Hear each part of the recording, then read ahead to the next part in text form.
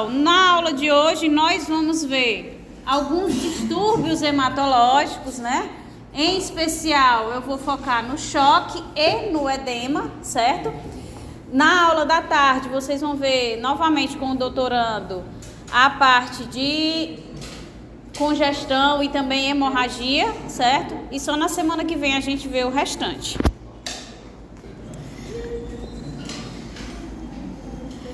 Então, basicamente, nós vamos ver os tipos de choque, né? O choque cardiogênico, o choque hipovolêmico, o choque distributivo. Vamos ver a fisiopatologia do choque séptico.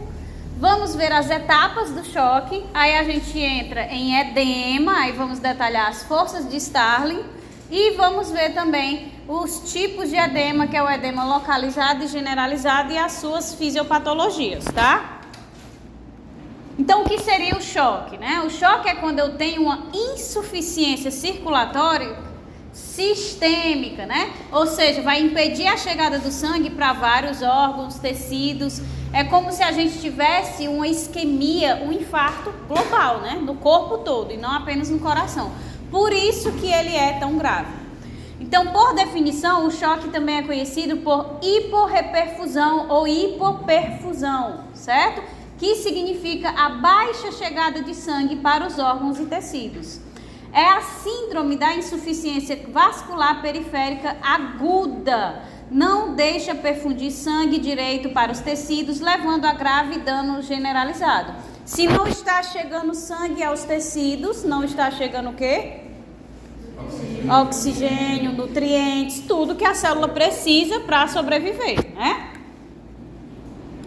Então, para que a gente tenha o bom funcionamento do organismo, a gente tem que ter o bom funcionamento do sistema vascular, né? O sistema cardiovascular. Então, para que o choque aconteça, a gente tem que ter aí uma dessas três alterações no funcionamento do nosso sistema cardiovascular. Por quê? Porque é ele quem bombeia para enviar e também para fazer o retorno do sangue do corpo todo, né? Então, o sangue circula por todo o nosso corpo através do nosso sistema circulatório, graças à capacidade que o nosso coração tem de bombear e aí fazer a grande e a pequena circulação. Então, se a partir do momento em que eu não tenho mais o bom funcionamento da minha bomba cardíaca, obviamente eu vou ter uma falha no bombeamento desse sangue. Se é ele que irriga todos os tecidos, todas as células do corpo, se eu tenho uma falha, algumas células vão acabar sem receber esse sangue, né? A outra coisa que é necessária para manter a homeostase do nosso sistema cardiovascular é o tônus vascular adequado, ou o diâmetro desses vasos adequado. Então, o que é que isso quer dizer? Vamos supor que eu tenho aqui uma quantidade X de sangue. Se esse vaso, né, aqui é ele em condições normais, se esse vaso ele sofre uma vasoconstrição, ou seja, as paredes elas se expandem para fazer a constrição, né, desse sangue, vocês concordam comigo que a gente vai ter um aumento da pressão, né? Porque eu tenho o mesmo volume passando por um espaço, por uma luz do vaso muito menor. Então, isso aumenta a pressão.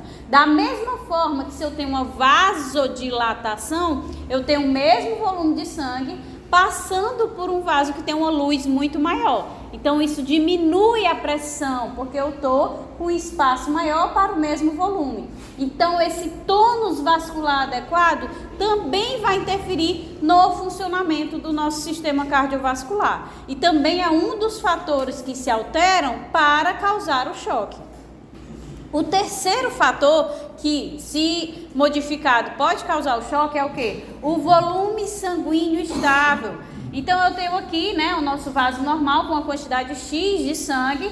E quando eu venho aqui, por alguma razão, eu aumento a quantidade de sangue do meu organismo. Se eu aumento a quantidade de sangue e o vaso permanece o mesmo, ou seja, a luz desse vaso, o espaço para a passagem do sangue permanece o mesmo, eu vou ter um aumento de pressão, né? Porque eu tenho um volume maior passando pelo mesmo espaço.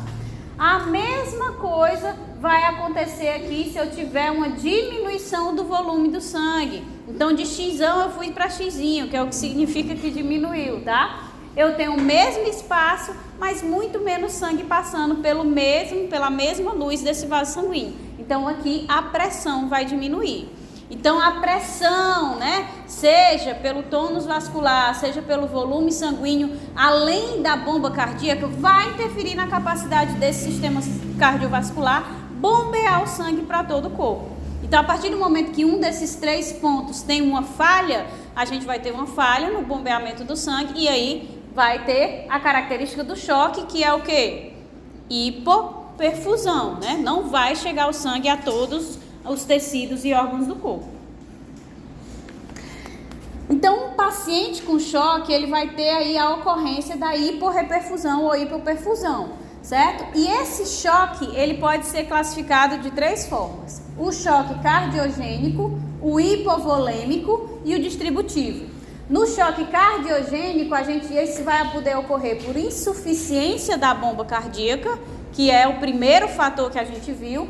O hipovolêmico, a gente vai ter uma redução do volume sanguíneo, hipovolemia, que pode ser desencadeada pelo quê? Se é uma redução do volume sanguíneo, hemorragia, desidratação, que é extremamente perigosa em quem? Idosos e crianças. É por isso que nós temos uma preocupação maior quando a criança está vomitando em excesso, porque se ela desidratar, ela pode chegar a ter um choque hipovolêmico. É por isso que a gente diz para você que cuida dos idosos, né, dos seus avós, que fique insistindo para que eles bebam água, porque eles retêm menos água, porque o sistema renal já não está com aquela eficiência, e além disso eles bebem muito menos água. Então é insistir para que eles bebam água, para que eles não cheguem a ter a desidratação extrema que possa causar o choque hipovolêmico. Terceiro tipo, o choque distributivo, a alteração do tônus vascular. Então aqui a gente teve alteração da bomba cardíaca, aqui a gente teve alteração do volume sanguíneo e aqui a gente tem a alteração do tônus vascular. Através de quê? Da liberação de mediadores inflamatórios vasoativos que vão causar uma vasodilatação e aí sistêmica, causando uma resposta inflamatória sistêmica aguda. Esse choque distributivo é o que está associado à sepsemia, né? O choque séptico. Então a gente pode chegar um paciente, né, na emergência com politrauma, que vai ter aí a ocorrência de hemorragia, ou ele pode ter uma desidratação extrema, ou ele pode ter tido um choque anafilático, que é um tipo de choque distributivo, mas a maior causa de choque é a sepsemia, ou seja, infecções causadas por micro-organismos extremamente patogênicos de elevada resistência. Então, a ocorrência do choque séptico, ele é característico de UTIs, de hospitais, né? Que são lá que a gente tem a maior quantidade de micro-organismos resistentes. Então, vamos detalhar um pouquinho cada tipo de choque, tá? Então, o choque cardiogênico, ele vai ocorrer quando o coração ele é insuficiente para perfundir o sangue para os tecidos. Isso vai poder ocorrer em virtude de quê? O infarto do miocárdio, então ele não consegue contrair de forma correta. Inflamações, né? Miocardite, por tamponamento, que é o que a gente chama de hemopericárdio obstrutivo, que é quando a gente tem a liberação de exsudato entre o pericárdio visceral e o... Esqueci o outro, o de cima. Não, eu vou já mostrar, aí eu vejo.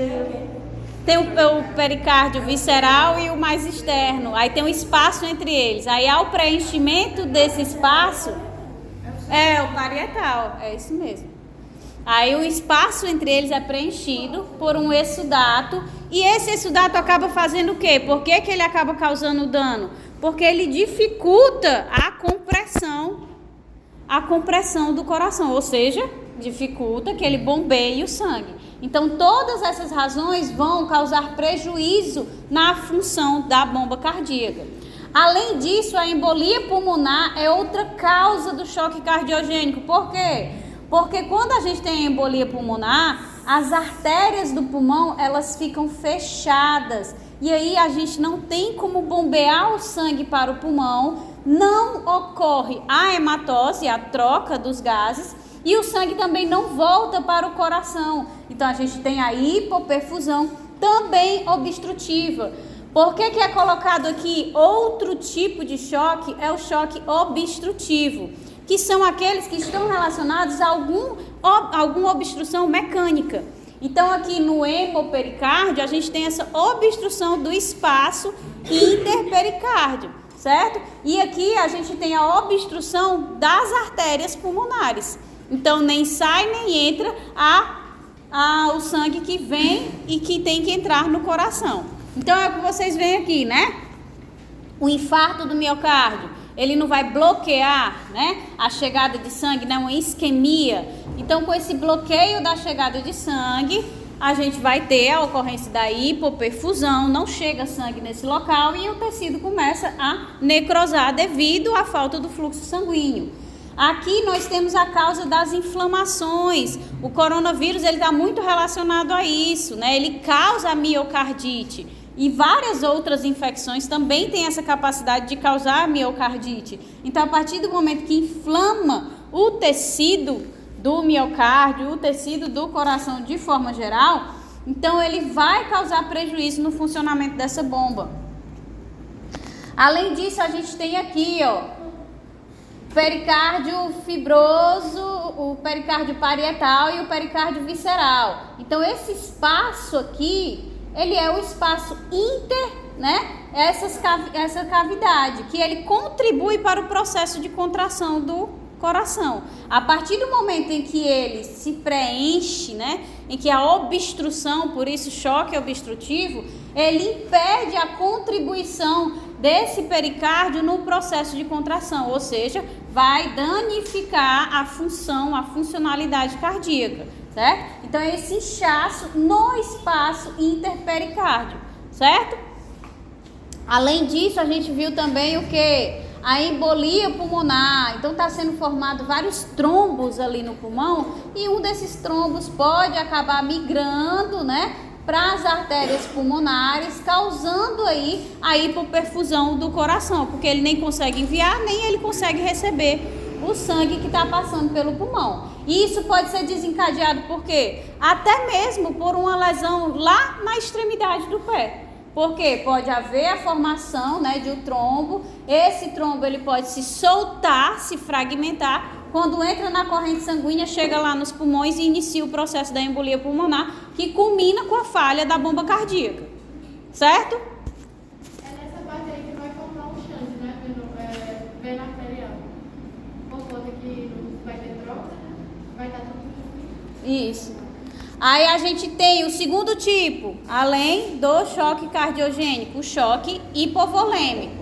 Então, o choque hipovolêmico, ele envolve a redução do volume de sangue, mas mantém a tonicidade do vaso.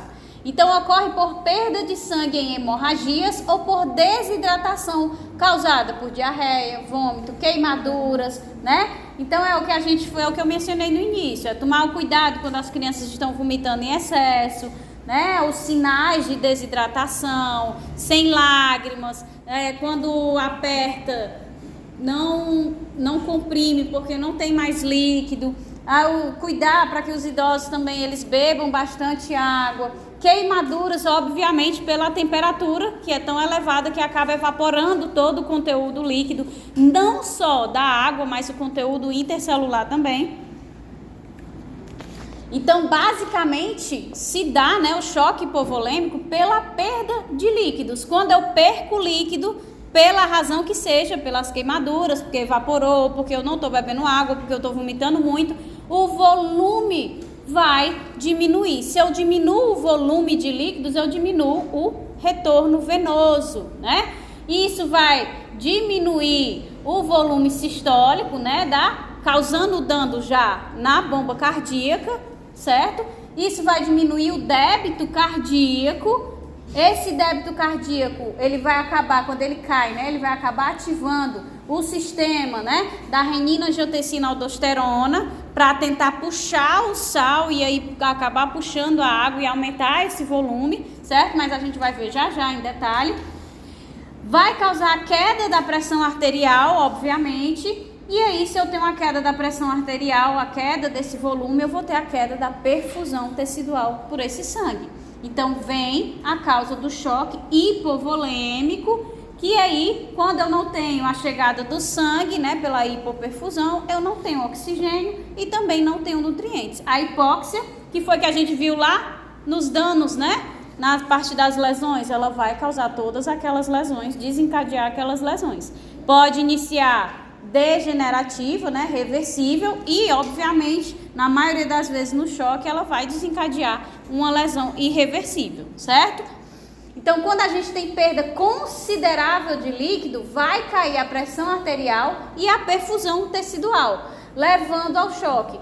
Com a hipóxia tecidual, aumenta a ADP, adenosina e ácido lático, que vão induzir a liberação de mediadores que abrem a circulação terminal, ou seja, dilata e também abre as extremidades dos capilares. Isso vai reduzir o retorno venoso e dificulta mais ainda a perfusão tecidual, né? Então, no objetivo de tentar enviar para as células o oxigênio e os nutrientes, ele acaba dilatando mais ainda esse sangue que já está com pressão baixa e abrindo as extremidades dos capilares. Então, é um círculo vicioso que acaba por agravar o choque. Então, no lado direito vão estar representados aqui os mecanismos de adaptação que são acionados na tentativa de compensar a perda dos líquidos, certo? Mas a gente vai ver lá na parte de patogenia. Oi. É a nível inicial que ocorre essa manutenção da tonicidade, porque a consequência é que ele perca pontos, né?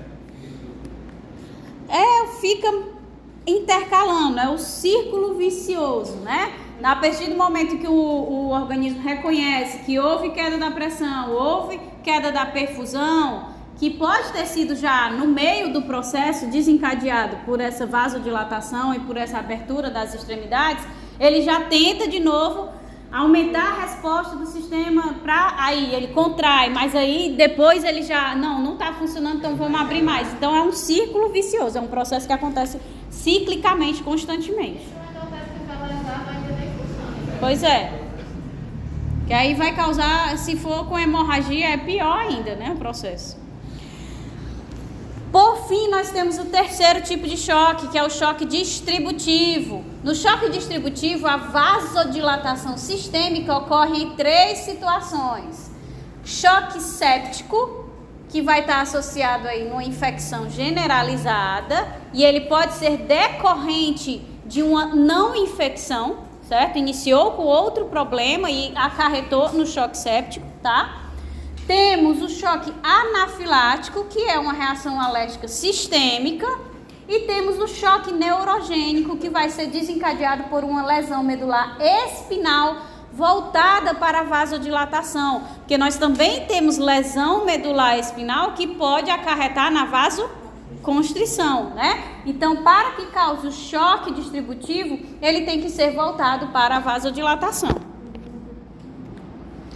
Então, o choque séptico, né? O choque séptico, ele faz parte da evolução da síndrome da resposta inflamatória sistêmica de qualquer natureza, certo? Infecciosa ou não. Por isso que eu falei que anteriormente, não necessariamente a gente precisa do micro-organismo para iniciar o choque séptico. Às vezes ele decorre de uma lesão muito extensa, de um trauma muito extenso, que vai acarretar na formação de quê? DUMPs, né? Padrões moleculares associados ao dano. Então, não necessariamente a gente tem a presença de um micro-organismo no choque séptico, tá? Então, a patogênese é a liberação sistêmica de mediadores inflamatórios, como as citocinas, as proteínas do complemento, histamina, prostaglandinas, leucotrienos, que vão desencadear a vasodilatação arteriolar. Isso vai inundar o leito capilar. Quando ele inunda o leito capilar, né, os arredores, vai reduzir o retorno venoso. Então, isso agrava ainda pela perda de líquido para a matriz extracelular, ou seja, o aumento da permeabilidade vascular. Então, quando a gente tem um processo inflamatório, que é o que está liberando mediadores inflamatórios, né, seja por infecção ou por um dano, a gente não vai ter o aumento da permeabilidade vascular, aquela ativação endotelial e tudo mais, o processo de diapedese.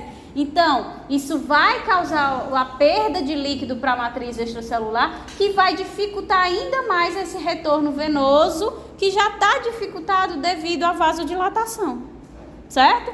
Então, esse é o mecanismo periférico distributivo, né? E além disso, essas citocinas pró-inflamatórias, principalmente a interleucina 1 e o fator de necrose tumoral, também tem um efeito depressor sobre o miocárdio.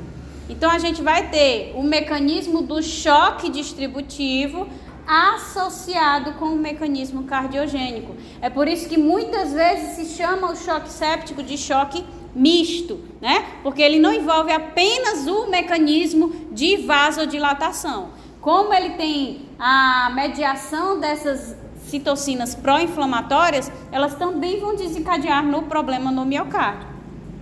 Então, o que é que pode causar o choque séptico, né? Principalmente ele é desencadeado por bactérias gram-positivas, né? E aí, depois que o indivíduo está infectado com essa bactéria, iniciou o processo do choque na fase inicial não progressiva, ele pode acabar se infectando também com bactérias gram-negativas e fungos, certo? Porque lá na frente... É morte, né? É o que a gente vive falando, sepsis é morte.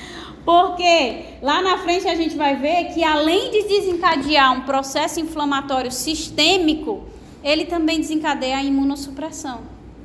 Então, quando o indivíduo tem a imunossupressão, ele acaba se contaminando por outros micro-organismos, debilitando mais ainda o organismo. O que foi que a gente também viu?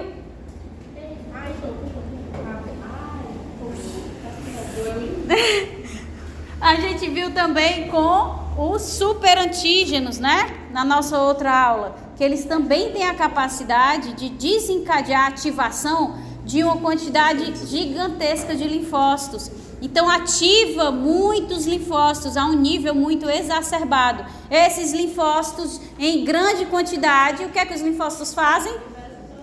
Secretam as citocinas. Então, eles vão estar lá aumentando esse processo pró-inflamatório. Então, os superantígenos também têm a capacidade de causar o choque séptico. Oi. Mas, por exemplo, essa prova de choque séptico ele não necessariamente é causada por natureza infecciosa.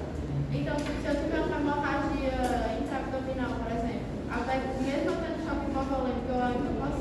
Pode desenvolver o choque séptico. A mesma coisa, miocardite. Algumas miocardites, elas vão culminar no choque séptico. Iniciou com choque cardiogênico, mas finalizou no choque séptico, certo?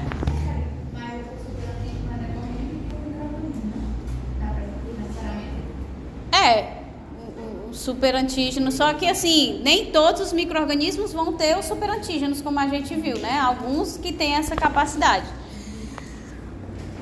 Depois de infectados, né, de receber essas moléculas que desencadeiam esse processo hiperinflamatório, o que é que desencadeia esse processo em si, né? São os padrões moleculares associados aos patógenos. Podemos ter também os padrões moleculares associados ao dano? Sim, mas a predominância do choque séptico é por PAMPs, né?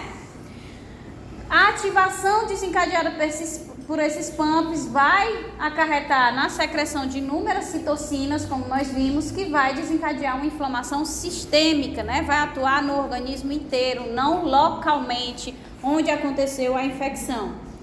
Por fim, esse choque ele pode culminar com a FMO, né? Que é a falência múltipla de órgãos, tá?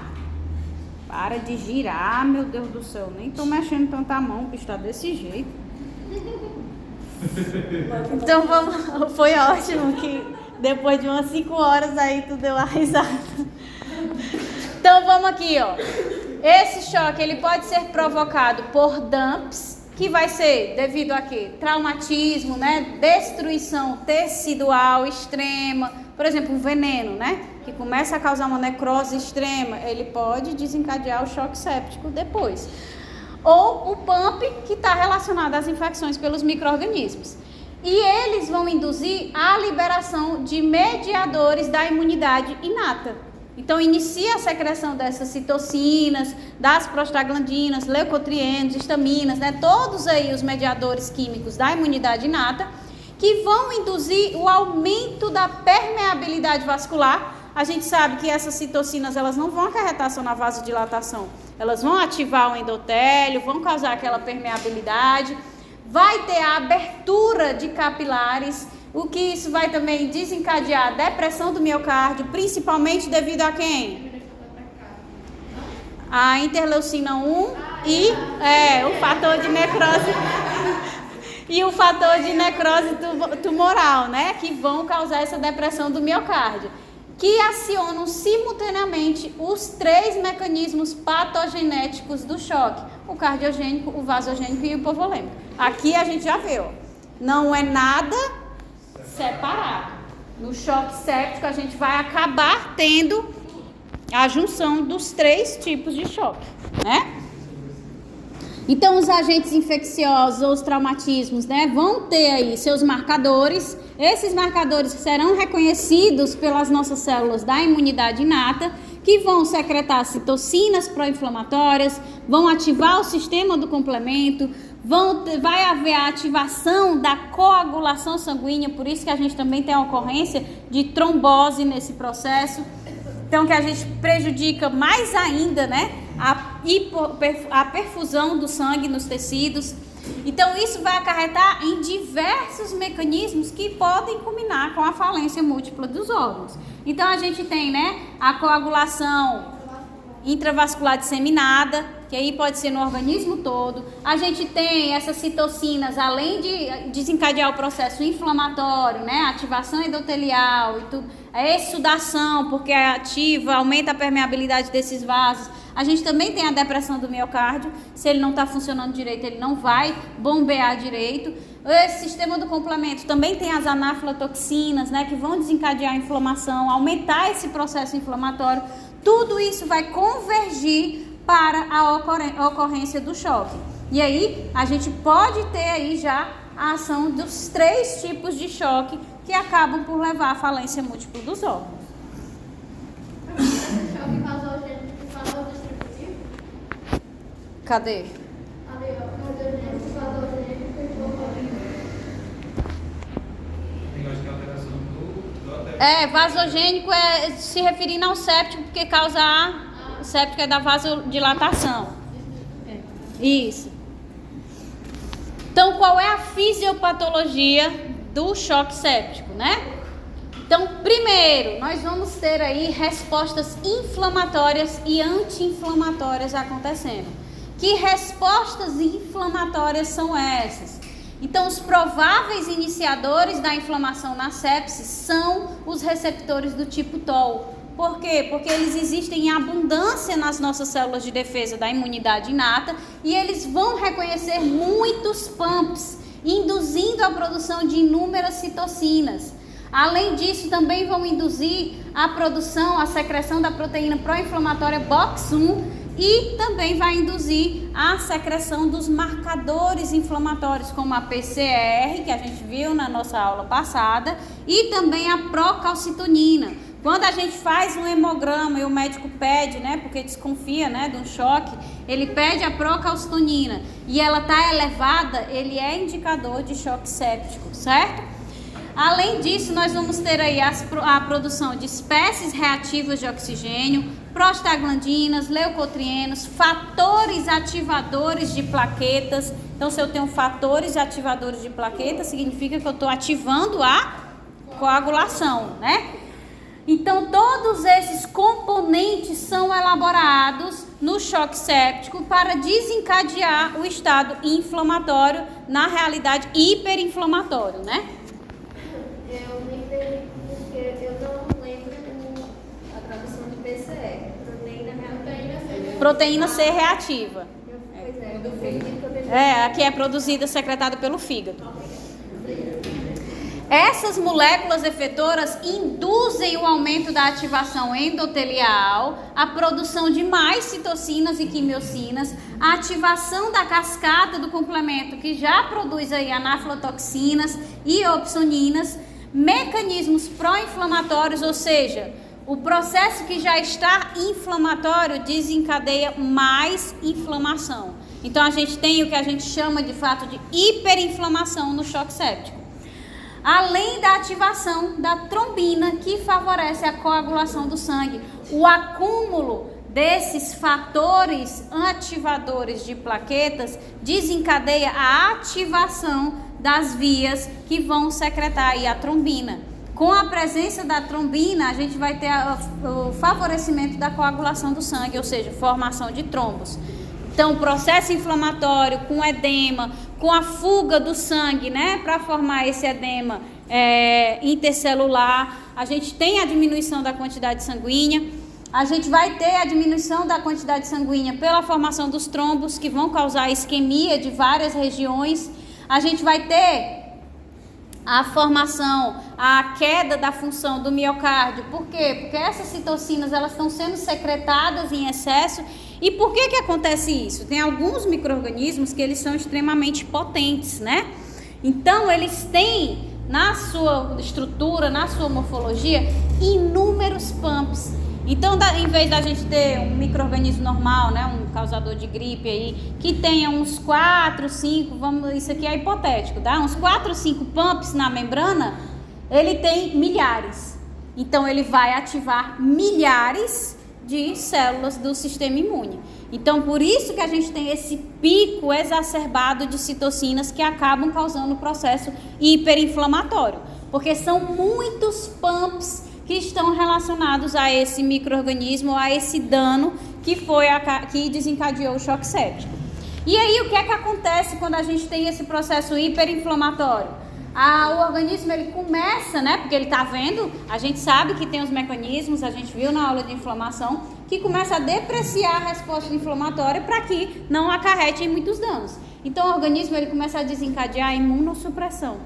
Então, o estado hiperinflamatório iniciado pela sepse vai desencadear esses mecanismos imunossupressores contrarregulatórios que envolve tanto a imunidade inata como também a imunidade adquirida, né? Então, os pacientes sépticos, eles vão oscilar estados hiperinflamatórios e imunossuprimidos. Os mecanismos da imunossupressão incluem uma mudança da secreção de citocinas, em vez de citocinas pró-inflamatórias, agora são citocinas anti-inflamatórias, mediadores anti-inflamatórios e também a apoptose de linfócitos, principalmente quando é desencadeado pelos superantígenos, que ativam principalmente os linfócitos. Então, o organismo, ele começa a sinalizar para a destruição desses linfócitos para ver se reduz a quantidade deles, consequentemente a quantidade de citocinas que eles estão secretando. Em alguns pacientes, os mecanismos contrarregulatórios vão superar as respostas inflamatórias. E aí, o que é que vai acontecer? A supressão imune resultante torna esses pacientes suscetíveis a superinfecções. Então, eles pegam tudo que tiver ali no hospital. Pegam uma gram-negativa, mais uma gram-negativa, mais outra, pegam um fungo, vai pegando tudo que tem. Aí acaba desencadeando, de fato, a morte do indivíduo. É difícil. É o que tem nos livros, né? Tanto no Bogliolo como no Hobbes. Tem no final do livro. Apesar de todo o avanço da medicina, tudo, não sei o que, é morte.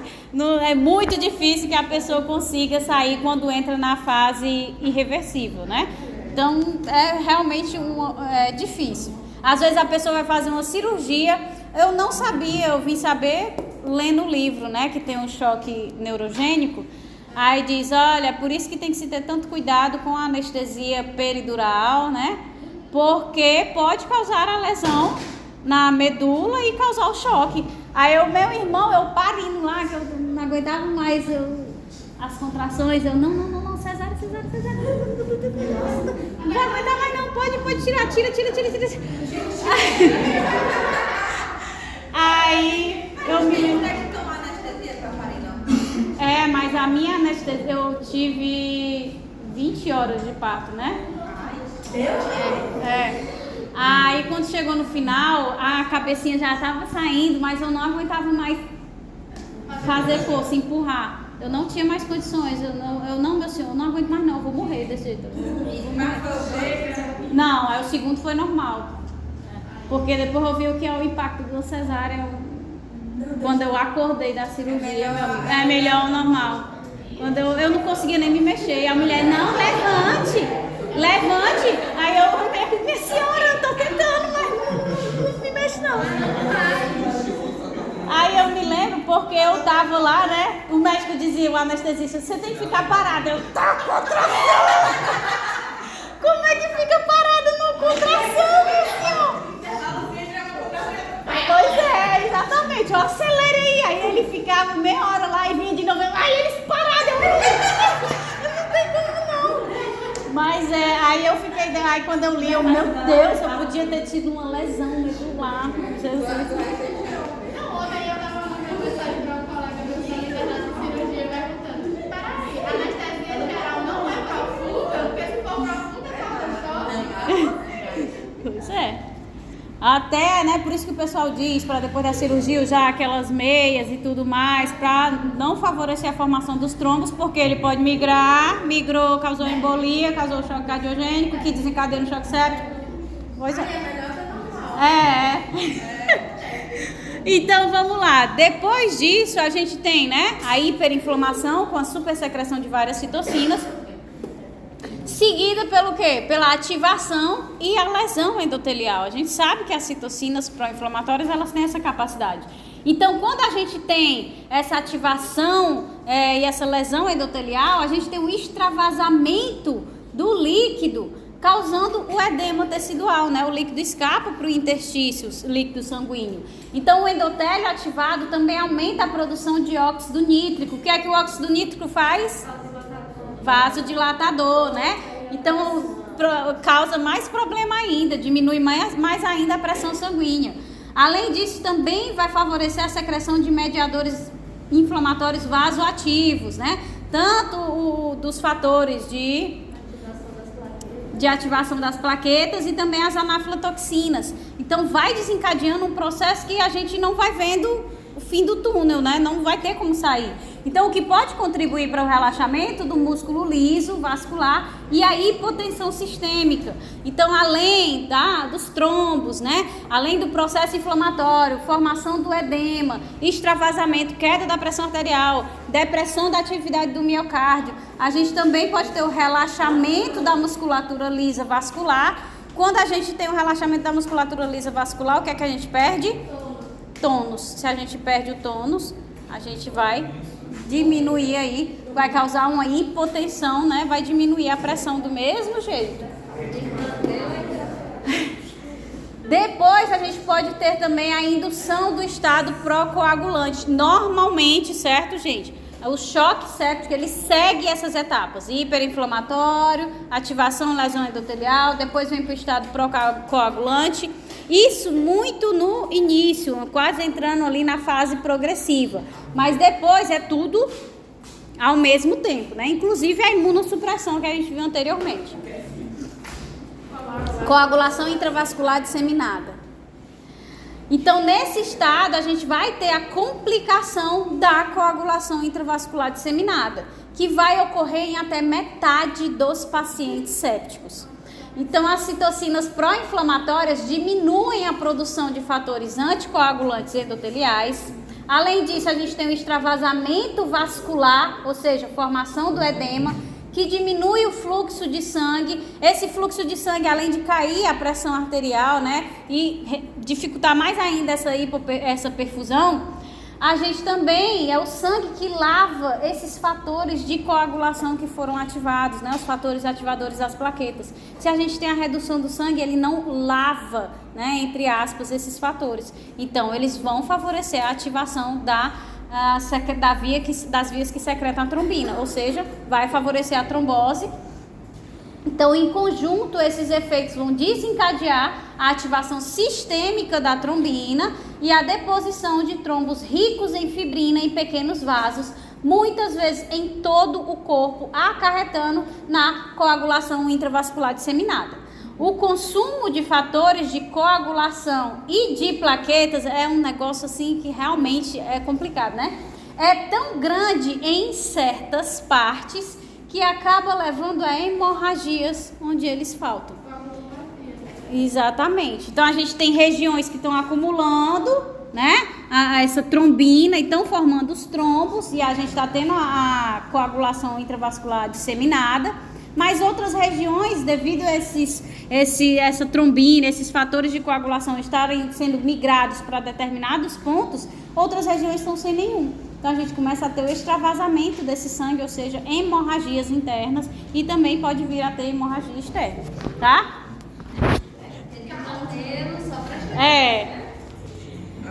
Além disso, nós temos também associado anormalidades metabólicas, que estão associadas principalmente à hiperglicemia. Por quê? O fator de necrose tumoral e a interleucina 1 são hormônios induzidos pelo... o fator de necrose tumoral, a interleucina 1, hormônios induzidos pelo estresse, como o glucagon, o hormônio do crescimento, glicocorticoides, e as catecolaminas, eles ativam a via gliconeogênica. Mesmo que o indivíduo esteja suprido de glicose, pelo choque, a secreção dessas citocinas, desses hormônios e também das catecolaminas vão ativar a via gliconeogênica. Então a gente vai aumentar a concentração de glicose, mesmo que ele esteja suprido, né? A sua glicemia esteja boa. Então, ao mesmo tempo, eles suprimem a liberação de insulina. Então, além deles ativarem a gliconeogênese, que é esperado, né? Eles vão inibir a secreção da insulina, que é quem tira a glicose do sangue. Então, não vai ter como tirar a glicose do sangue. Mas a gente também tem a ação do transportador GLUT4, né? Ali nas membranas das células, que conseguem puxar essa glicose. Então, eles também prejudicam a expressão superficial da GLUT4. Então, a gente não consegue diminuir a concentração dessa glicose no sangue. Então, a gente tem a ocorrência da hiperglicemia. Essa hiperglicemia diminui a função dos neutrófilos. Se eu não tenho a função dos neutrófilos, a gente viu na aula passada que os neutrófilos são principais atores no combate à infecção bacteriana. Então, eles vão suprimir a atividade bactericida desses neutrófilos. Isso aumenta a expressão de moléculas de adesão nas células endoteliais. Por quê? Para chamar mais neutrófilos. Venha mais neutrófilos, porque não está funcionando devido à hiperglicemia. Então, por fim, a hipóxia celular e a fosforilação oxidativa diminuída levam ao aumento da produção de lactato e a acidose láctica, que foi que a gente viu anteriormente. Como a glicose não está entrando nas células, né? Uma hora, os precursores da gliconeogênese, eles vão esgotar dentro dessa célula. Então, a glicose que está em abundância, né? Que é a do sangue, ela não consegue entrar. Então, a gente fica ali com sangue hiperglicêmico. E aí, as células sem glicose para realizar a respiração e obter o ATP, ela começa a fazer o quê? Respiração anaeróbica, né? Ela começa a fermentar, e essa fermentação tem como produto o ácido lático. Esse ácido lático causa a queda do pH. Então, a gente viu lá na nossa aula, já faz um tempinho, o que a queda no pH acarreta, certo? Minha gente, a indicação mesmo do pessoal diabético, né? Porque essa hiperglicemia... Exatamente. Tanta coisa, inclusive alteração da defesa. Exatamente.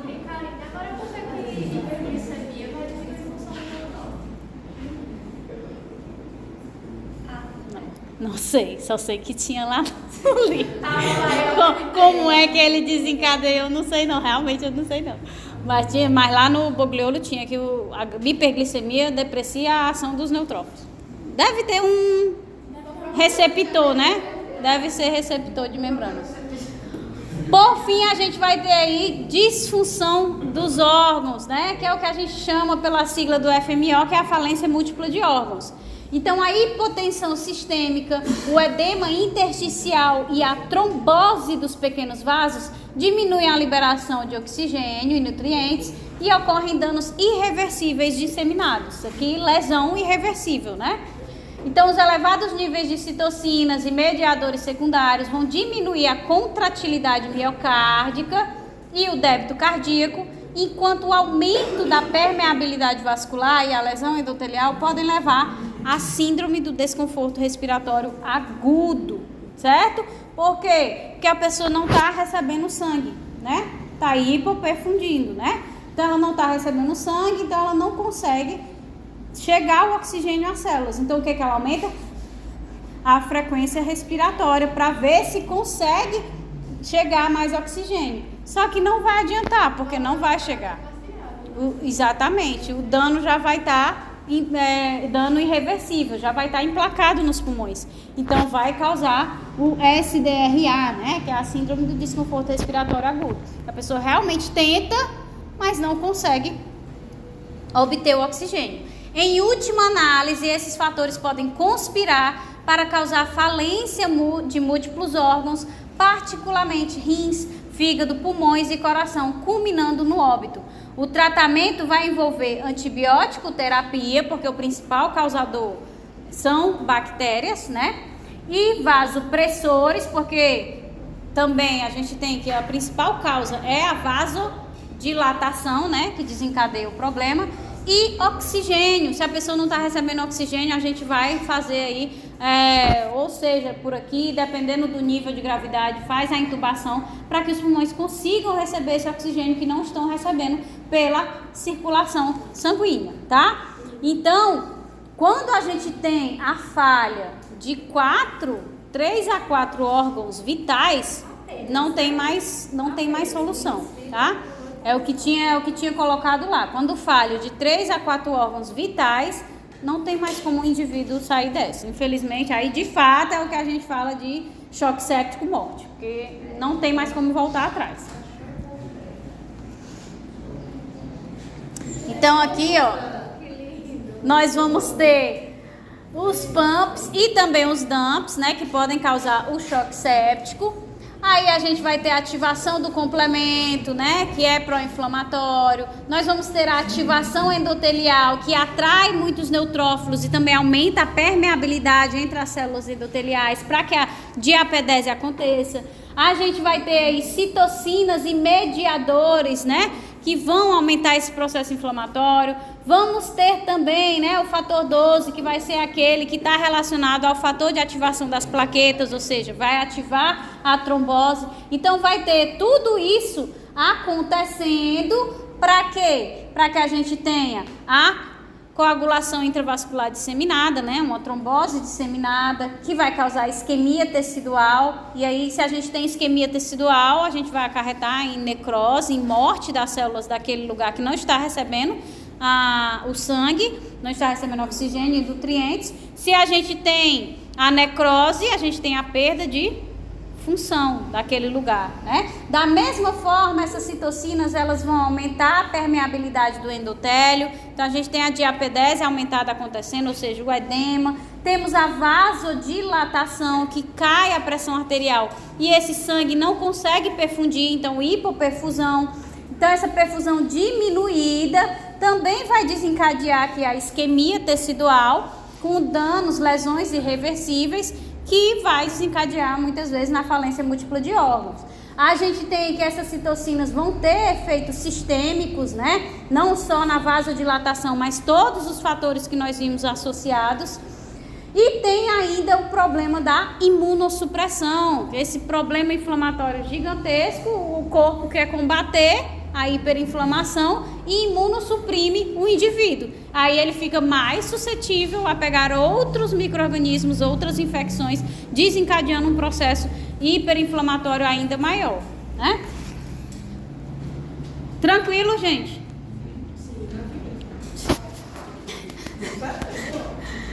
Choque anafilático, né? Que é o segundo tipo de choque distributivo. Então, ele vai ser uma reação alérgica sistêmica, causando uma hipervasodilatação nos tecidos, por isso distributivo, né? E isso vai gerar a formação de um edema. Em especial, esse edema vai atingir a laringe, que vai impedir a passagem de ar, por isso que o indivíduo não consegue respirar. Além disso, a pressão arterial, pela vasodilatação, né, obviamente, vai cair bruscamente e o coração passa a bater mais forte para aumentar essa pressão arterial e também para favorecer as trocas gasosas mais rápidas, porque o oxigênio não chega. Quando aumenta a função da bomba cardíaca para tentar aumentar essa pressão arterial, a gente tem a ocorrência da parada cardiorrespiratória.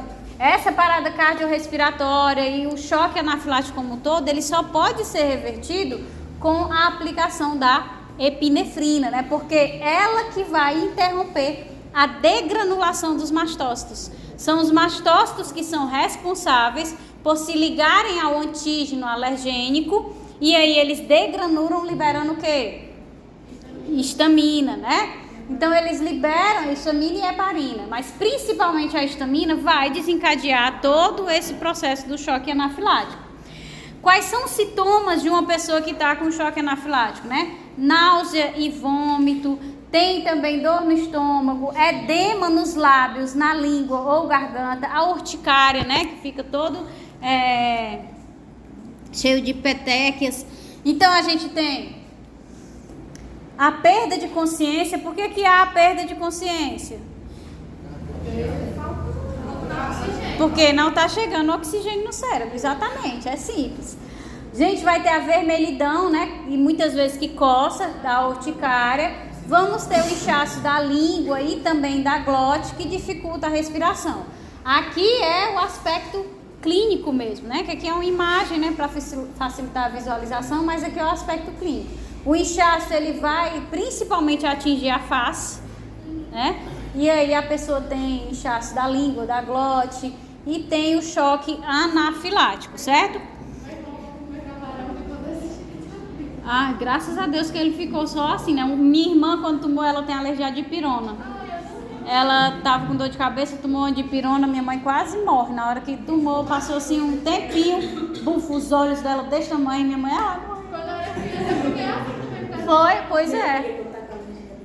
E o pior é que ela já tinha tomado, é aquele lance da exposição, né? Você vai se expondo, aí vai aumentando a alergenicidade.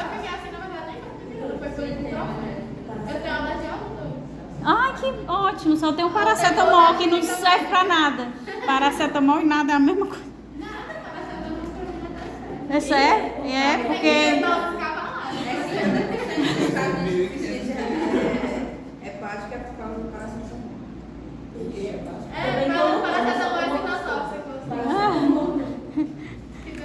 Tomara que você não fique doente, né?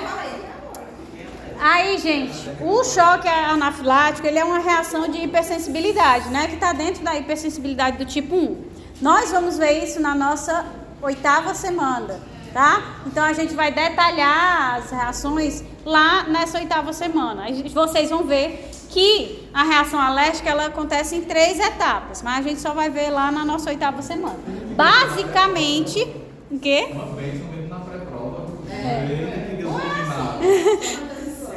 Não tem que revisar. Não, revisar pra quê? Pra quê? Que medicina é essa que vocês não estão estudando direto? Oh, meu Deus,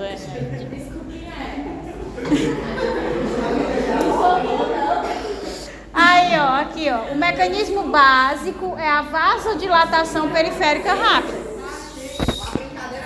Foi o que a gente viu no início. O choque distributivo é o quê? Ele é desencadeado pela vasodilatação sistêmica. A gente viu no choque séptico, que é desencadeado pelas citocinas. No choque anafilático, ele vai ser desencadeado principalmente pela histamina, certo? Então, quando os mastócitos eles se ligam, são estimulados pelos alérgenos, pelos antígenos alergênicos, eles vão liberar, degranular a histamina contida nos seus grânulos. Essa histamina tem esse papel da vasodilatação, que vai ter também a queda brusca da pressão arterial. Porque além da histamina ela vasodilatar, a heparina ela fluidifica o sangue, né? Então ele fica mais fluido, então de fato diminui mesmo a pressão arterial. Isso pode levar a uma morte rápida por hipoperfusão do sistema nervoso central. Se não chega o sangue, né? Não tem pressão para que o sangue chegue no sistema nervoso, se houver a morte cerebral, acabou-se, né? Por isso que é tão perigoso o choque anafilático. Os mastócitos, os grânulos têm tanto histamina quanto heparina, certo? Mas sempre se menciona mais a histamina. Mas a histamina é o vasodilatador e a heparina é o fluidificador do sangue, né? Então, na estrutura dos mastócitos, na sua membrana, a gente tem moléculas de IgE. Quando você se expõe a esse antígeno alergênico, ele vai se ligar a esse IgE e quando se liga, ativa a degranulação do mastócito. Então ele libera os seus grânulos no meio, que vão liberar a histamina e a heparina, e a histamina vai causar vasodilatação, a abertura dos capilares. Se esses capilares eles abriram, dificulta o retorno venoso, então hipoperfusão. Essa vasodilatação diminui a pressão arterial, hipoperfusão, né? Que vai desencadear no choque. Por quê? Porque tudo isso, o processo de hipoperfusão, diminui a chegada de oxigênio e também de nutrientes. Quando não chegam os nutrientes, por exemplo, a glicose, o organismo começa a fermentar. Então, vai causando acidose. Então, é o processo em cadeia que vai...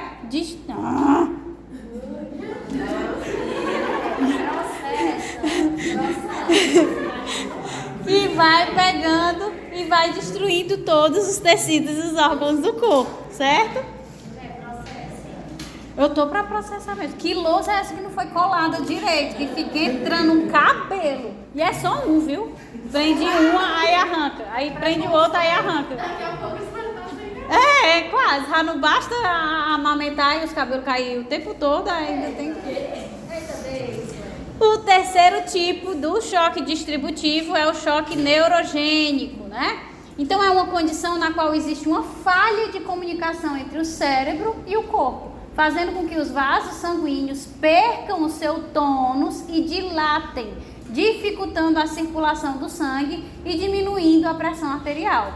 Vai ocorrer por quê? Porque essa lesão ela vai ocorrer em nervos que controlam a motricidade dos vasos. O que isso quer dizer? Vai atuar ali na musculatura lisa, fazendo com que eles vasodilatem.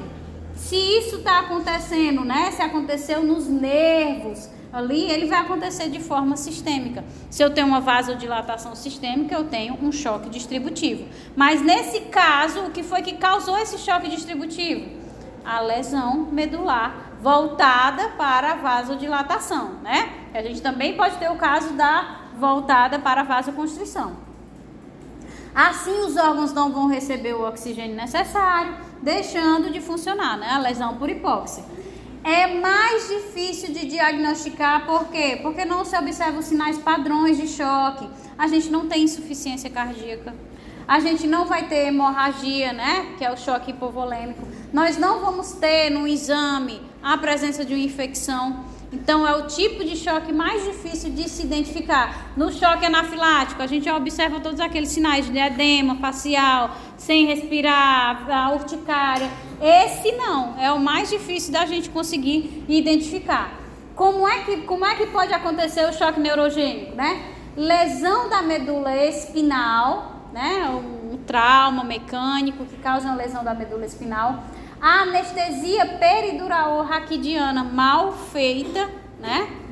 E bloqueadores autônomos, fármacos que vão bloquear mesmo a transferência do sinal, a transferência do impulso nervoso nesses nervos, tá? Então, isso pode acontecer desencadeando essa lesão que causa o choque distributivo. Ok? O quê?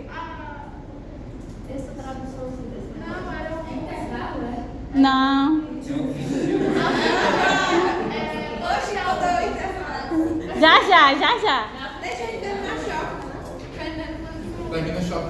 Termina choque, é o que eu tinha pensado. Termina choque, aí deixa o edema para depois. O edema é menor, graças a Deus. Não, depois do intervalo. Então vamos lá.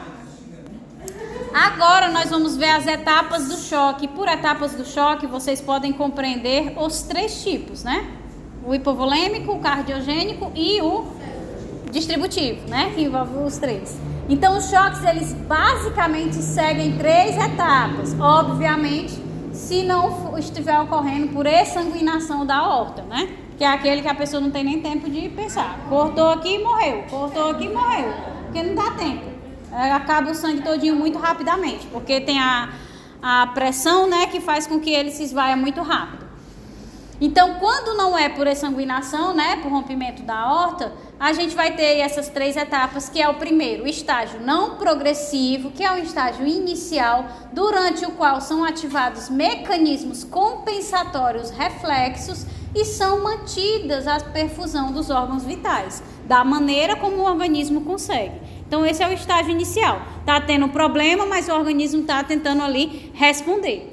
Segundo estágio é o estágio progressivo, caracterizado por a hipoperfusão de fato. Começa a não chegar o sangue nos tecidos e órgãos. E a gente vai ter um início de piora circulatória e desarranjo metabólico, incluindo a acidose. O terceiro é o estágio irreversível, no qual a lesão celular e tecidual vai ser tão grave que mesmo corrigidos os defeitos hemodinâmicos, a sobrevivência não vai ser possível. Necrosou quase tudo, quase todos os órgãos, tudo, então não tem mais jeito. Então vamos lá, né? Dentro da etapa não progressiva, nós vamos ter aí atuando mecanismos neurohumorais, que são desencadeados pelo sistema simpático, né? E ajudam a manter o débito cardíaco e a pressão sanguínea. Então são os mecanismos compensatórios. Eles estão ali existindo para tentar manter essa pressão sanguínea e o volume de sangue que está passando ali pelo coração. Então esses mecanismos vão incluir a liberação de catecolaminas, a liberação do hormônio antidiurético. Se eu estou liberando um hormônio antidiurético, eu estou reduzindo a quantidade de urina, ou seja, significa que eu estou puxando água. Estou puxando água por quê? Porque quando eu aumento os líquidos, eu aumento a pressão do sangue, porque eu aumento o volume sanguíneo, né? Ativação do eixo renina-angiotensina-aldosterona, que a gente vai ver. E estimulação simpática generalizada, certo? Para o organismo todo. O efeito final vai ser o quê? Taquicardia, vasoconstrição periférica e conservação de líquidos pelos rins. Então, o antidiurético ele vai desencadear a conservação de líquidos pelos rins. As catecolaminas vão atuar na taquicardia e também na vasoconstrição. O eixo renina-angiotensina-aldosterona também vão atuar nessa vasoconstrição e na conservação de líquidos pelos rins. Temos ainda a vasoconstrição cutânea, causa o característico resfriamento e palidez do choque, né? O choque séptico, ele difere nesse ponto, porque inicialmente ele pode causar a vasodilatação cutânea, né? Porque não é vasodilatação. E o paciente vai apresentar a pele eritematosa e quente, inicialmente, né? Quando vai progredindo, ele também passa por essas extremidades pálidas e também frias e pegajosas, essa é a palavra. Então, os vasos coronarianos e cerebrais são menos sensíveis aos sinais simpáticos, mantendo o calibre, o fluxo sanguíneo, ou seja, o fornecimento de oxigênio. Assim, o sangue ele vai ser desviado da pele para os órgãos vitais. Então, no corpo todo, está tudo ficando pálido e frio, porque o sistema simpático está desviando esse sangue das extremidades. Mas quem é que não tem interferência do sistema simpático? Os vasos coronarianos do coração e os cerebrais. Então, ainda não, né? Então, começa a ter o desvio do sangue dessas extremidades periféricas para que se chegue ao coração e o sistema nervoso, que são aqueles mais vitais, né? Muito. Com a hipotensão, né, com a queda da pressão arterial, o sangue chega mais lentamente nos órgãos e tecidos. Então a gente começa a ter a hipoperfusão sistêmica. Com pouco sangue chegando, vai ter a isquemia e as lesões teciduais, com consequente disfunção de órgãos e tecidos. Então o indivíduo ele vai chegar, né, na emergência com perda de consciência, porque está começando, né, os mecanismos compensatórios está começando a não resolver. Então ele está começando a ter déficit de oxigênio no cérebro. Então ele vai chegar com perda de consciência ou confusão mental. Vai ter alterações na função hepática, na função renal, na função cardíaca. E então começa a ter os sinais da falência múltipla de órgãos. Ou seja, a característica básica vai envolver a queda da pressão arterial nesse início não progressivo. Isso leva a reações no nosso corpo que acarretam sinais clínicos que consistem nos mecanismos fisiológicos que são ativados para tentar compensar esse choque. Então vamos ver esses mecanismos fisiológicos que a gente já citou, mas a gente vai detalhar, né? Então, inicialmente, vocês devem saber que a pressão arterial ela é igual ao quê? O débito cardíaco, que é o fluxo sanguíneo gerado pelo coração a cada contração, né, a cada batimento, vezes a resistência vascular periférica. O que é a resistência vascular periférica? As arteríolas que são muito estreitas, elas vão ter uma maior resistência. As que são mais dilatadas, elas vão ter uma menor resistência, né? Então, e vice-versa, que é o que eu falei. Se eu reduzo o volume de sangue, eu reduzo o débito cardíaco, né? O volume a cada bombeamento. Então, se eu reduzo o volume, eu reduzo o débito cardíaco. Ou seja, a pressão arterial vai cair. Para compensar, eu posso aumentar a resistência vascular periférica através do quê? Da vasoconstrição, ou aumentar a frequência cardíaca, que é a taquicardia, através da ação das catecolaminas e também a adrenalina, que é secretada pelas suprarrenais. E aí a pressão arterial sobe, né? Eu consigo desencadear essa vasoconstrição e essa taquicardia pelas catecolaminas e a adrenalina. Portanto, o paciente em choque ele vai chegar hipotenso, né? Porque a pressão ela está caindo, confuso, porque está começando a não chegar oxigênio no cérebro, taquicárdico, que é o organismo tentando, né, o mecanismo fisiológico para compensar essa queda da pressão, pálido, por quê? Porque está puxando o sangue das extremidades para fornecer principalmente ao coração e ao cérebro, e também as extremidades frias e pegajosas, né? Então esse é o estado de compensação que é característico da fase não progressiva. Então aqui é só a formulazinha, né? Pressão arterial vai ser igual ao débito cardíaco vezes a resistência vascular periférica.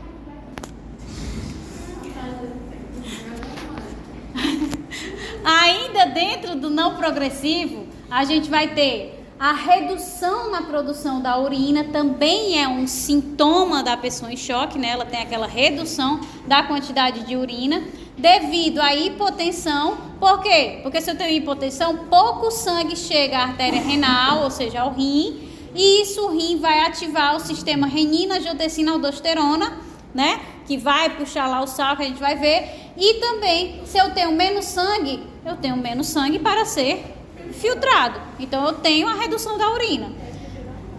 Os rins liberam a enzima renina na corrente sanguínea, né? Quando eles percebem a hipotensão. Essa renina, ela vai dividir o angiotensinogênio que está circulando no sangue em angiotensina 1 e 2. A angiotensina 2 é um hormônio que desencadeia a vasoconstrição, certo? Além disso, também desencadeia a liberação da aldosterona pelas glândulas adrenais e da vasopressina, que é um hormônio antidiurético, pela hipófise. Então, a gente libera a aldosterona e a vasopressina. A aldosterona e a vasopressina fazem com que os rins retenham o sódio. Se eu estou retendo o sódio, aumenta a pressão osmótica, eu puxo água. Então, aumenta o volume, aumenta a pressão. A aldosterona também faz com que os rins excretem potássio, né? Então, o sódio ele tem um potencial osmótico maior de puxar água do que o potássio. Então, isso favorece esse acúmulo de água. Então, o aumento de sódio faz com que a água seja retida, por isso, redução da urina, aumentando assim o volume de sangue e, consequentemente, a pressão arterial.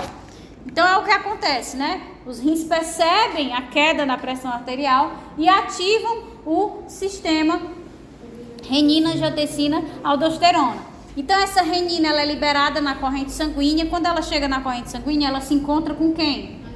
Com o angiotensinogênio.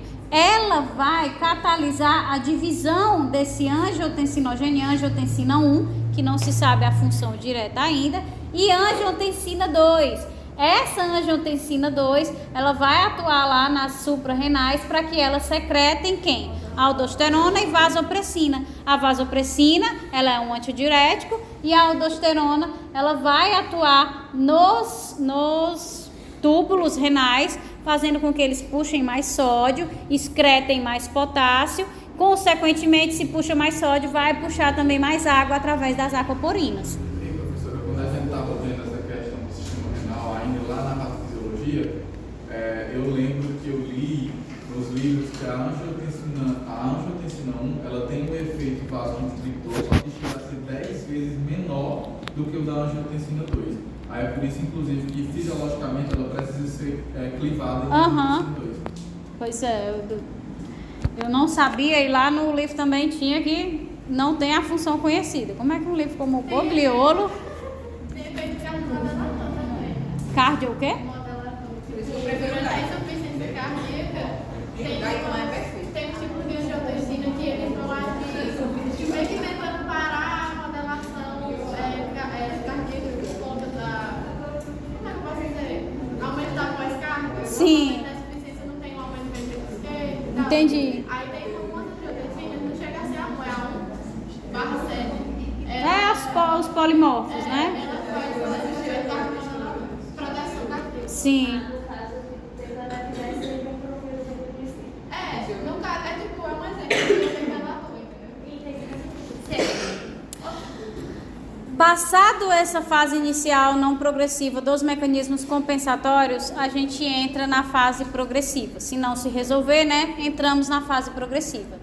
Se essas causas não forem corrigidas, o choque vai entrar imperceptivelmente, isso aqui é importante, tá? Para a fase progressiva. Então a gente não vai perceber quando entrou nessa fase, que se caracteriza por hipóxia tecidual disseminada, devido a quê? Por isso que muitas vezes a fase progressiva também é chamada de fase hiporreperfusão, né? Porque é quando de fato a hiporreperfusão começa a acontecer, começa a ser descompensatória no organismo.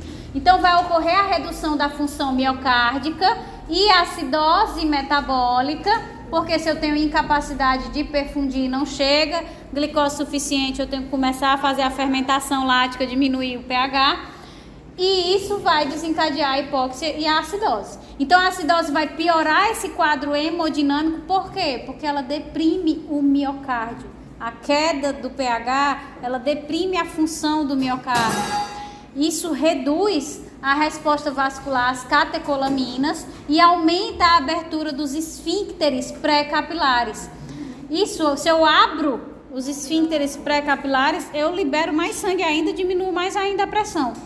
Além disso, vários mediadores pró-inflamatórios são liberados pelos tecidos hipóxicos, aumentando a permeabilidade vascular. Então, já está acontecendo a vasodilatação, todo o problema é com a liberação de citocinas pró-inflamatórias, eu pioro ainda mais esse processo. É o desespero tentando resolver de alguma forma, apela para todos os aspectos. E a vasodilatação, né? Vai aumentar a permeabilidade vascular e a vasodilatação pela secreção desses mediadores. Isso vai reduzir mais ainda o retorno venoso, vai reduzir mais ainda a pressão arterial, agravando o choque em um círculo vicioso, né? É aquilo que a gente falou, o organismo tenta solucionar, vai tentar comprimir essas veias, mas aí tudo acaba danificando mais ainda o sistema. No choque séptico, especificamente, nessa fase da hipoperfusão, é ainda mais grave devido aos pumps e dumps, que mantêm a produção de citocinas pró-inflamatórias. Foi o que eu falei anteriormente, são tantos pumps ou tantos dumps que a gente tem uma exacerbação da produção de citocinas pró-inflamatórias. Então, o processo inflamatório ele fica gigantesco. O quadro hemodinâmico agrava-se porque a interleucina 1 e o fator de necrose tumoral alfa também são, como a gente já sabe, depressores do miocárdio. Com a vasodilatação progressiva e o sequestro de sangue na microcirculação, a pele passa a ter aspecto cianótico e é fria, né? Hipodinâmica, porque tanto está havendo, está puxando, né, o sangue das extremidades para tentar compensar os órgãos vitais, como também a gente tem a queda do oxigênio que dá esse aspecto cianótico. A lesão endotelial progressiva aumenta o risco de trombose por fatores teciduais da coagulação e ou por redução na atividade anticoagulante. Não está acontecendo o processo inflamatório?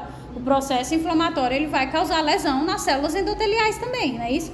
Então essas células que estão ali morrendo, elas vão ativar o processo de coagulação normalmente. Se eu tenho um aumento dos fatores de coagulação, esse processo aumenta a níveis catastróficos, né, desencadeando a trombose e muitas vezes a CID, né, a coagulação intravascular disseminada. Então, com a manutenção da hipoperfusão, ocorrem as lesões degenerativas, depois as lesões, né, irreversíveis com necrose em diversos órgãos. Então, os sinais de insuficiência funcional vão se acumulando e surge o que se denomina falência de múltiplos órgãos. Fase final do processo, em que a gente entra na fase irreversível. Então, aqui é só um esquema básico, né? Começou a ter a queda da pressão arterial, a vasodilatação caiu, essa pressão arterial, aí começa de fato a ocorrência da hipoperfusão. E o que eu quero que vocês visualizem aqui é que essa hipoperfusão, ela não vai acontecer, vai acontecer lá no coração, que é o principal, a bomba, né, que está bombeando o sangue, vai acontecer lá, não acontece em todos os órgãos, né? Vai acontecer nos rins, vai acontecer nos pulmões, e vai acontecer no cérebro, vai chegar em todos os órgãos que são vitais. Por isso que nós temos a falência múltipla de órgãos vitais que acabam sendo destruídos pelo processo de hipoperfusão característico do choque. Chega-se então, né, na fase irreversível, sem a intervenção apropriada, se entra nesse estágio. Com as lesões decorrentes da isquemia prolongada, ocorre a falência múltipla dos órgãos. Nos territórios de menor perfusão, notadamente aqueles mais afastados do coração, é frequente a necrose isquêmica, né? Nos rins, além de necrose tubular aguda, pode haver necrose cortical subcapsular. Então, se eu tenho uma necrose, né, dos néfrons, né, especificamente dos túbulos renais, eu não consigo mais filtrar a urina, eu tenho falência renal. Quem é que faz a filtração do sangue? Os rins. Se ele vai falir, então a gente não consegue mais ter ação à funcionalidade renal.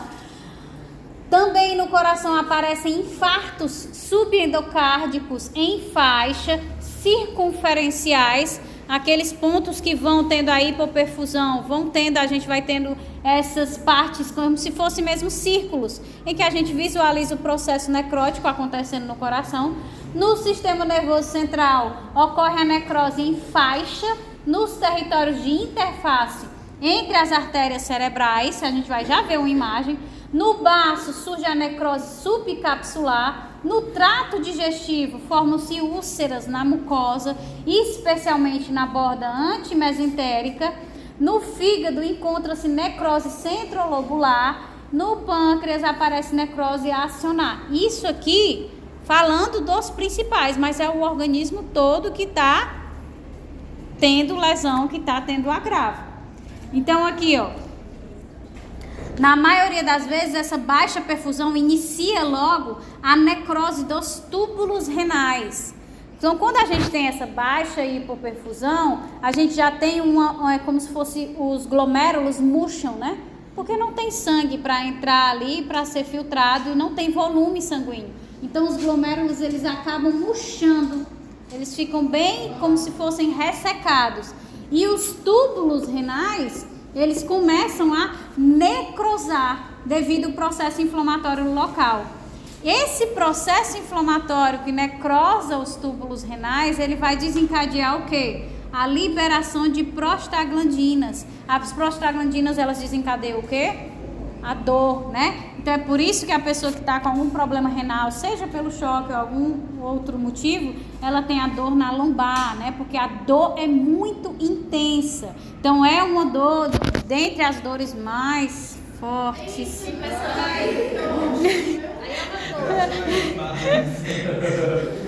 Além disso, a gente vai ter a redução da filtração do sangue com redução na quantidade de urina. Então essa é a característica histológica de um néfron, né? Que a gente vê o glomérulo murchando. O ideal, para mim, seria que o livro tivesse colocado um normal. Para que consiga visualizar de fato que houve essa ressecação e que está tendo aqui a necrosação dos túbulos. Porque ele imagina que tipo, fisiologia. O edema encefálico e os infartos cerebrais simétricos nos limites entre os territórios de irrigação das artérias cerebrais por isquemia global do choque. Então, inicia sempre nesses limites aqui. Então, vocês veem, né? Iniciando a necrose, aqui, ó, necrose isquêmica. Quando a gente viu, né, os tipos de necrose, vocês viram a imagem também cerebral com a necrose liquefativa, que tinha aquela característica líquida, né? Essa daqui não. A gente já tem, de fato, característica da necrose isquêmica, em que a gente tem essa coloração mais escura, né, mais amarronzada, com o halo, né, que não dá para visualizar o halo da vermelhidão, da inflamação em volta, que é característica da necrose isquêmica, certo? Tá acabando. Apesar das melhores intervenções terapêuticas, em geral, culmina em morte, né? Então, nos pulmões, as lesões são progressivas e caracterizadas por liberação de citocinas que promovem o aumento do número e da adesividade de leucócitos à parede capilar, o aumento da permeabilidade capilar, consequentemente, se aumenta a permeabilidade, aumenta o edema, porque extravasa mais líquido, né? A agressão ao epitélio alveolar por radicais livres e enzimas liberadas pelos leucócitos que foram recrutados.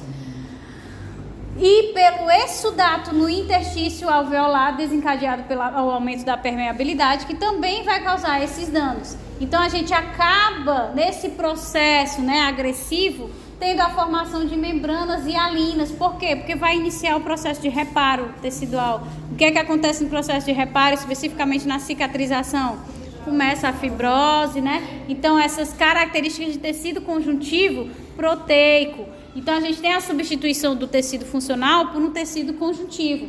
Então, tais alterações são seguidas de reparo pela síntese de matriz extracelular de tecido conjuntivo nos septos alveolares e na parede dos bronquíolos, levando à fibrose progressiva do parênquima pulmonar. Esse é o quadro do chamado dano alveolar difuso, né? Quando a gente começa a ter esse processo de fibrose do parênquima pulmonar, que vai ser o substrato, né? Vai ser a causa dos pacientes que desenvolvem a síndrome do desconforto respiratório agudo, tá? Porque a fibrose, ela não é a desfuncionalização dessa região onde ela está acontecendo. Então, significa que o pulmão está perdendo em vários pontos a funcionalidade, a capacidade de fazer as trocas gasosas.